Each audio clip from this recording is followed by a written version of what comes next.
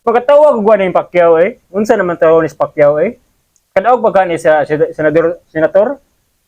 Sa una, pagdagan niya presidente, gidaot niya grabe niya pangsulti sa mga Marcos. Karon ni dagan siya og kuan, senator, grabe kaniya pag-apil sa mga Marcos. Ha? Unsa naman tawag ka Pacquiao? Paminawan na ninyo guys. Play video. Ang mga Marcos, billion, trillion ang korupsyon. Tapos iboboto natin. Talagang So, 2022 ha? natin. Di ba? A few Nawali. moments later. Lagi nating sinisisi ang pamilya Marcos pagdating sa korupsyon. Hindi ba natin nakikita na sa panahon ng Marcos, ang bansa natin number 1 sa ekonomiya? May kurap pang bansa na number 1 sa ekonomiya.